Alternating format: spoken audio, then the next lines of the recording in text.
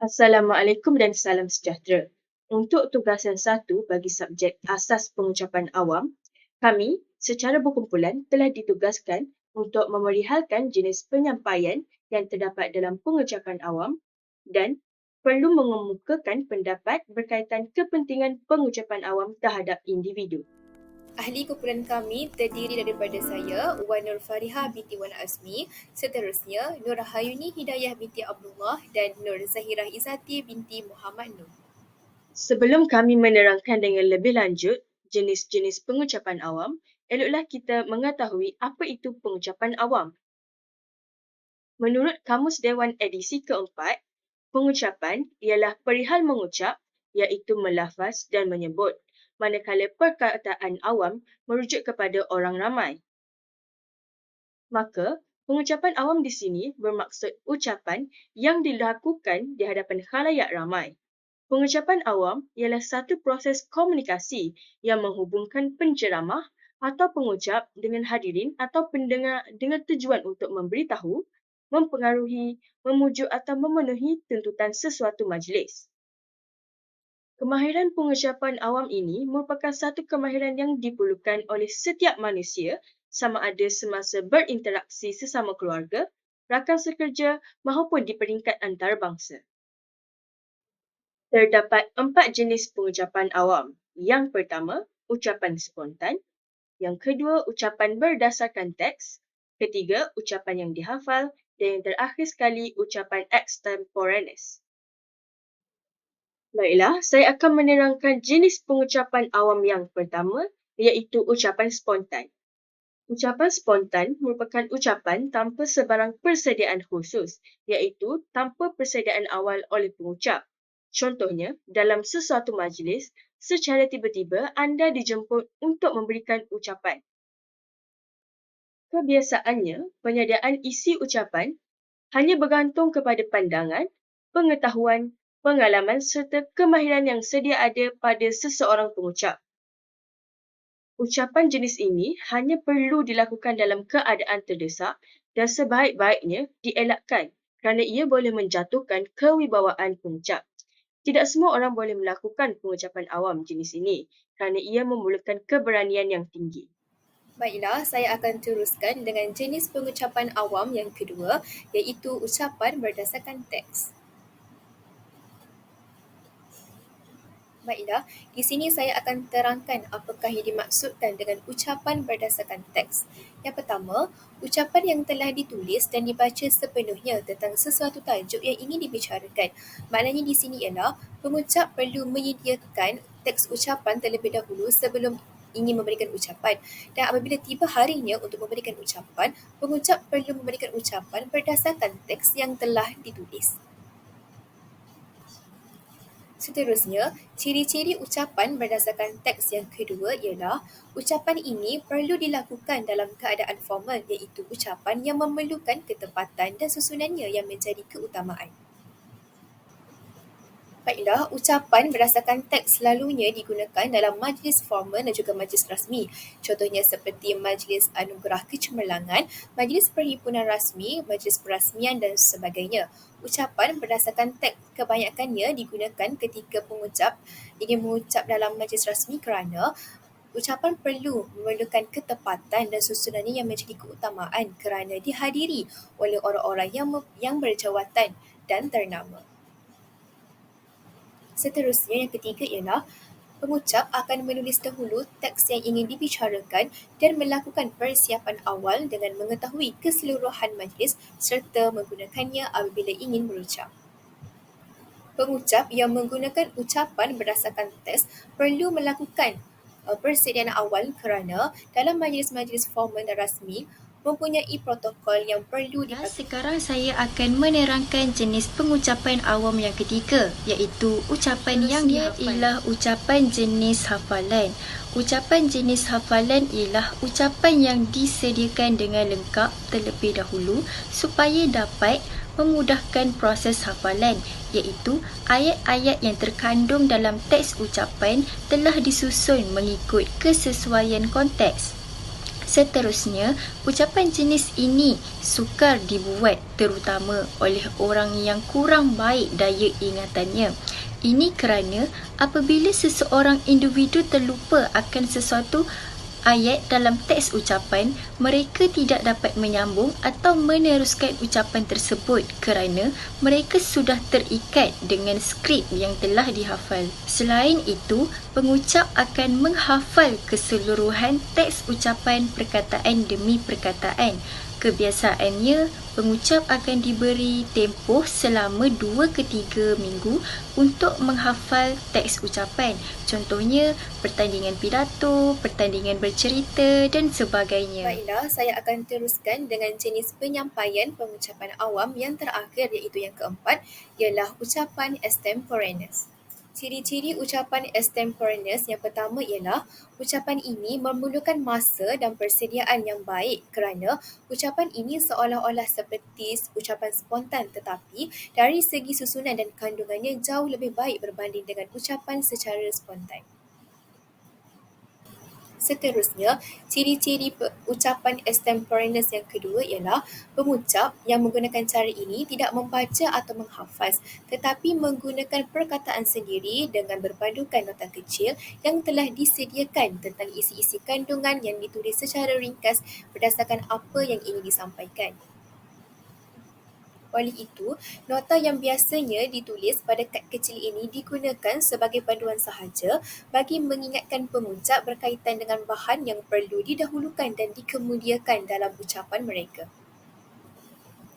Ciri ucapan extemporaneous yang ketiga ialah ucapan ini dianggap ucapan yang paling berkesan dalam banyak majlis melainkan majlis formal kerana pengucap dapat mengubah suaikan ucapan mengikut keadaan sekiranya perlu. Baiklah, tambahan pula, ucapan extemporaneous mempunyai banyak kelebihan.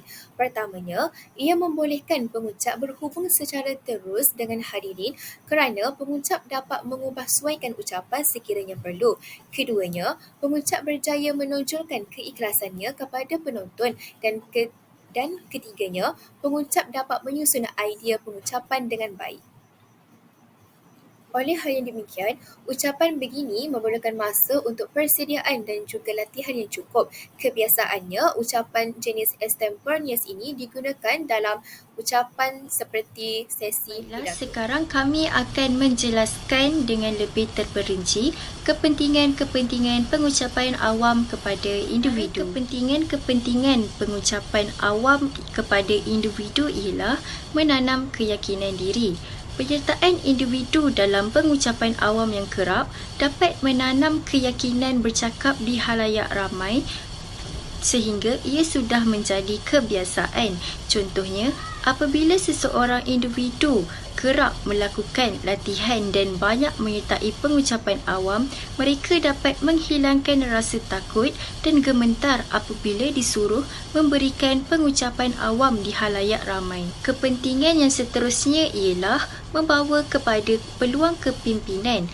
Menurut Kun Anfu 2022, keyakinan dan pengetahuan yang diperoleh melalui pengucapan awam yang berkesan menjadikan orang ramai memandang tinggi kepada individu yang menyampaikan ucapan dan secara tidak langsung membuatkan orang lain mendengarkannya lebih banyak. Kesannya, individu tersebut mungkin dipilih untuk menjadi wakil rasmi acara yang memerlukan seseorang dengan suara yang kuat, jelas serta meyakinkan. Dapat meningkatkan kemahiran berkomunikasi iaitu menjawab soalan daripada audiens yang menginginkan penjelasan yang lebih mendalam tentang topik yang disampaikan setelah selesai pengucapan awam. Dalam hal ini, individu perlu menyusun ayat sebelum menjawab soalan audiens supaya jawapan yang diberikan jelas dan mudah untuk difahami. Selanjutnya ialah meluaskan hubungan sosial. Pengucapan awam dapat membantu individu membina hubungan yang bermanfaat dan meluas dengan masyarakat. Contohnya, sebaik sahaja selesai dengan ucapan, individu biasanya berpeluang untuk mendapatkan maklum balas serta menjawab soalan daripada audiens. Kepentingan pengucapan awam kepada individu yang seterusnya ialah mengasah kemahiran berhujah. Sebagai seorang pelajar, kita sewajarnya memiliki pemikiran yang kritis agar dapat membezakan diri kita dengan pemikiran mereka yang berada di luar kampus. Menurut Yahya Muhammad Arifin, melalui aktiviti pengucapan awam dapat membantu cara berfikir dan berhujah secara kritis dan kreatif. Hal ini kerana kemahiran tersebut mendidik mahasiswa dari segi kebolehan mengenal pasti dan menganalisis masalah serta membuat penilaian yang berjustifikasi. Pemikiran kritis mampu membantu mereka meningkatkan kemahiran berhujah seperti menjelaskan sesuatu idea, menganalisis data kajian atau menilai perbincangan. Selain itu, pengucapan awam juga dapat memupuk disiplin seseorang individu. Misalnya, dalam aktiviti debat maupun pidato, dapat mendidik seseorang mengamalkan beberapa etika dan disiplin. Misalnya, kerjasama dalam pasukan, mengurus masa dan menggunakan bahasa sopan dalam berhujah. Melalui aktiviti ahli kumpulan, dapat bekerja secara berpasukan, membina hubungan baik dan berinteraksi sesama ahli di samping mampu bekerja secara efektif untuk mencapai objektif yang sama. Malah, masing-masing dapat mengenali dan menghormati sikap, kelakuan dan kepercayaan ahli kumpulan dan akhirnya lebih mudah untuk menyelesaikan tugasan mereka. Pengucapan awam seperti debat maupun pidato juga dapat membantu mahasiswa mengurus masa dengan baik kerana dalam pertandingan, setiap peserta tertakluk kepada tempoh masa yang ditetapkan. Oleh itu, ia dapat mendisiplinkan diri dalam mengurus dan menghargai masa. Selain itu, aktiviti berkenaan dapat mendidik mahasiswa untuk mengamalkan bahasa sopan dan menyampaikan hujah masing-masing. Lazimnya, orang lain menilai kita daripada apa yang dituturkan, malah kita akan dihormati jika menjaga tutur kata. Kepentingan pengucapan awam yang seterusnya ialah meningkatkan kemahiran mendengar. Pengucapan awam yang dilakukan oleh seseorang dapat meningkatkan kemahiran mendengar individu untuk fokus serta peka terhadap mesej dan idea yang ingin disampaikan. Maksudnya di sini ialah penonton atau audiens yang menghadiri majlis pengucapan awam akan menggunakan telinga mereka untuk fokus serta peka terhadap mesej yang ingin disampaikan oleh penceramah tersebut. Maka di sini mereka dapat meningkatkan kemahiran mendengar mereka. Seterusnya, kepentingan pengucapan awam juga menjadikan rangkaian ukhuwah yang lebih besar. Pengucapan awam yang dilakukan akan menjadikan hubungan individu dan individu yang lain semakin erat apabila saling berhubungan antara satu sama lain serta berlakunya interaksi dua hala. Selain itu, pengucapan awam membantu untuk membina hubungan yang bermanfaat dan meluaskan ufuk sosial. Melakukan pengucapan awam menjadikan seseorang sebahagian daripada perbualan yang merangsang di mana kita boleh menyedari pandangan yang bercanggah, belajar mendengar dengan lebih baik, rangkaian yang lebih baik dan juga mewujudkan hubungan yang berpanjangan sesama individu. Contohnya, apabila kita menunjukkan keyakinan dan semangat dalam komunikasi, ia membuatkan orang berminat untuk mendengar dan mengambil bahagian dalam wacana yang disampaikan.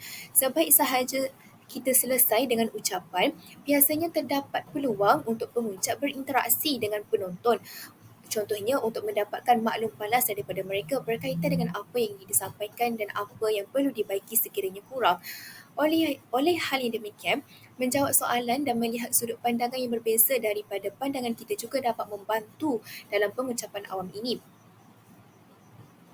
Kesannya, apabila kita dapat berinteraksi bersama penonton ataupun audiens dan berkongsi pendapat dengan mereka, maka di sini kita dapat mengeratkan hubungan silaturahim sesama masyarakat. Seterusnya, kepentingan pengucapan awam juga dapat meningkatkan keupayaan daya ingatan individu. Maksudnya, pengucapan awam dapat melatih perucap untuk menghafal dengan mengingati sesuatu tajuk yang ingin disampaikan kepada audiens supaya mesej yang ingin disampaikan tidak beralih ke topik yang berlainan dengan konteks ucapan yang ingin disampaikan. Maksudnya di sini ialah Daya ingatan yang kuat oleh pengucap tersebut dapat menyampaikan mesej dengan lebih baik serta tidak lari daripada topik yang ingin disampaikan. Maka kesannya, audiens ataupun penonton dapat memahami dengan tepat dan berkesan berkaitan dengan apa yang ingin disampaikan oleh pengucap tersebut. Seterusnya, kepentingan pengucapan awam juga dapat mengasah kemahiran persuasif. Kemahiran persuasif dalam pengucapan awam amat penting dalam meyakinkan seseorang untuk menerima pandangan serta idea atau mesej yang disampaikan oleh perucap. Oleh hal yang demikian, pengucap yang mempunyai kemahiran persuasif yang tinggi ini dapat meyakinkan penonton ataupun audiens untuk menerima serta mempercayai berkaitan dengan mesej ataupun idea yang disampaikan oleh pengucap tersebut. Baiklah, kepentingan pengucapan awam kepada individu yang seterusnya ialah menginspirasikan orang lain. Pengucapan awam yang diberikan dapat menginspirasikan seseorang untuk memberikan motivasi serta berkongsi kata-kata positif bersama dengan orang lain. Oleh itu, individu yang mendengar pengucapan awam akan menjadikan kita sebagai penyebab berlakunya perubahan dalam kehidupan mereka.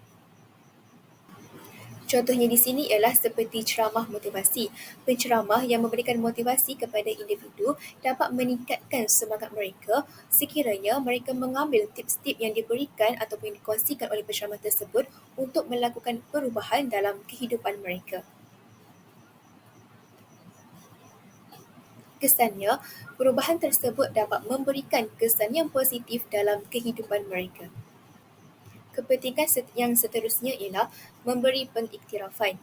Penceramah awam yang berkebolehan serta cemerlang dengan kemahiran sosial akan dikenali oleh orang ramai. Selain itu, individu yang mempunyai pengucapan awam yang baik dapat meluaskan skop mereka untuk bertemu dan bekerjasama dengan orang yang mereka tidak sangka akan dapat dilakukan. Maksudnya di sini ialah pengucap yang mempunyai pengucapan awam yang cemerlang dapat bekerjasama serta berkolaboratif dengan individu yang lain untuk memberikan ilmu yang bermanfaat kepada semua golongan masyarakat. Maka jelaslah bahawa di sini kepentingan pengucapan awam kepada individu memberikan kesan yang positif dalam kehidupan mereka. Sebelum menamatkan tugasan persembahan kumpulan ini, izinkan saya memberikan serangkap pantun. Kalau ada sumur di ladang, bolehlah kami menumpang mandi. Kalau ada umur yang panjang, bolehlah kita berjumpa lagi. Sekian, terima kasih.